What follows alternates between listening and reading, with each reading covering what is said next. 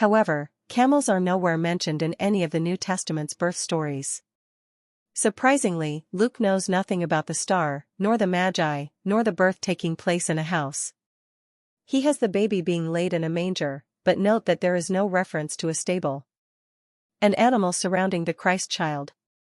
This scene is a product of later Christian imagination based on a text from Isaiah. The ox knows its owner and the donkey its master's crib, manger, but Israel does not know, my people do not understand. Isaiah 1 verse 3.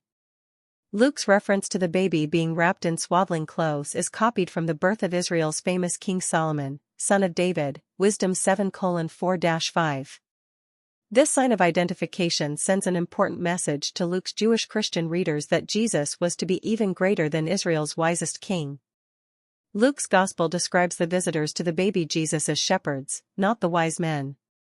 They hear of the birth from an extraterrestrial, which the Bible calls an angel. There are other differences in the nativity story which serve to lessen its credibility. For example, in an attempt to parallel the importance of Jesus' birth with that of Moses, Matthew describes the massacre of the children of Bethlehem by King Herod as he attempts to kill the infant Messiah. This extraordinary event is not attested to by any secular source from the period, nor even referred to by Luke.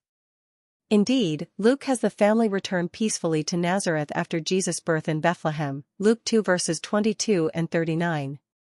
If the massacre did take place, it does not make sense that Herod's son later recalls nothing about Jesus or his importance, Matt 14:1-2. Moreover, if Herod and all the people of Jerusalem knew of the Messiah's birth, Matt 2:3, why is it that later in Jesus' career, the same author claims that people had not heard of his miraculous origin and still questioned his miracles and his teachings, Matt 13:54-56. It is also impossible to reconcile Luke's account of the family of the newborn Jesus soon returning to Nazareth in Galilee, with Matthew's assertion that the family of Jesus immediately fled to Egypt for several years to escape Herod's wrath, Matt 2:13-14. Luke has Joseph and Mary present Jesus in the temple in Jerusalem when he was 40 days old, and then return straightaway to Nazareth, Luke 2 verses 22 and 39. Also, Luke records that each year the family went to Jerusalem for the feast of Passover, Luke 2 verse 41. This does not tally with Matthew's claim that they were hiding out in Egypt.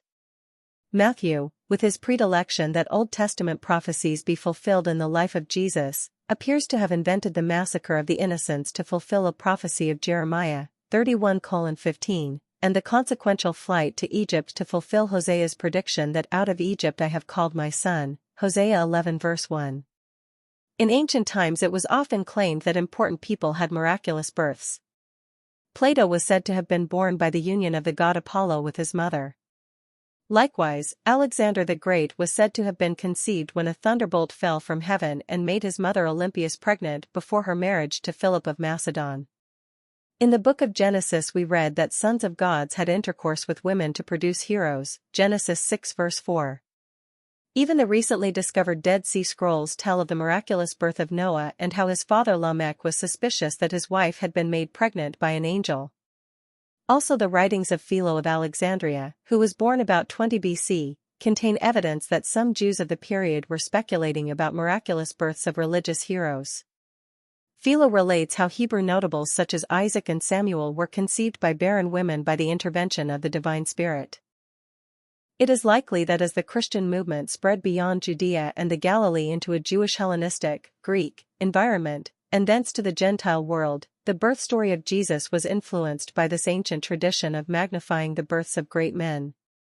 Such accounts were readily accepted in an age of superstition and belief in miracles. Indeed, Justin Martyr, one of the early church fathers, c. 100 to 168 AD, countered charges that Christianity copied earlier pagan virgin birth myths by instead claiming that these births were the work of the devil, who anticipated this future Christian mystery by copying it in the past. He writes, "When I hear that Perseus was begotten of a virgin, I understand that the deceiving serpent counterfeited also this." In addition, the author of Matthew uses a mistranslation of an Old Testament prophecy to reinforce his belief in the virgin birth. He quotes from Isaiah, "Therefore the Lord himself shall give you a sign, behold, a virgin shall conceive and bear a son, and shall call his name Emmanuel, Isaiah 7 verse 14. The original Hebrew text of Isaiah uses the word Alma, which refers to a young woman of marriageable age, not the word Bethuela, which means virgin. However, the author of Matthew was using the Septuagint, the Greek translation of the Hebrew scriptures. It inaccurately used the Greek word parthenos for Alma, thereby strongly implying virginity. The actual text of Isaiah, however, makes no reference to a virgin becoming pregnant other than by normal means. Some 170 modern translations of the Bible, which are based on the original Hebrew text, replace the word virgin with the more accurate translation, young woman. Moreover, Isaiah's prophecy, when read in context, clearly refers only to the time surrounding a political and military crisis which faced ancient Judah, and not 700 years later during the time of Jesus. Nor does the appellation Emmanuel, God with us, imply that the child so named is divine, but rather in the context of the Old Testament passage, it acknowledges God's presence in delivering Judah from its enemies, is 7:14-17. Nor was Jesus ever called Emmanuel. It is evident, therefore, that Matthew takes liberties with the Isaiah text to justify his belief in Mary's virginal conception. At first glance, it would seem that the virgin birth story of Jesus makes the descriptions of his ancestral lineage to David in both Matthew and Luke superfluous. This has led some to argue that the virgin birth narratives were later additions and not part of the original texts. Note especially in Luke, if the verses containing the birth story are omitted, how the prologue in chapter 1, verses 1-4, flows more consistently into the beginning of chapter 3. Even so, since descent was not traced through the female line in the Jewish law and custom of that time, readers would know that Joseph, as a descendant of David, secured Davidic succession for Jesus by formally acknowledging him as his son. Even though these Gospels claim that he was not his biological father, the two Gospels reveal further discrepancies concerning the Annunciation of Mary's virginal conception. Matthew describes the Annunciation of Mary's pregnancy only to Joseph, by means of an angel in a dream, but only after she has conceived, Matt 1:18-21, whereas in Luke, the angel Gabriel explains it all to Mary, but not Joseph, before she has conceived Jesus, Luke 1 verses 26-34. Yet later on, both Mary and Joseph are strangely astonished by the shepherd's tale about the heavenly host, Luke 2 verse 18, and inexplicably puzzled by Simeon's affirmation that Jesus is the Messiah, Luke 2 verse 33.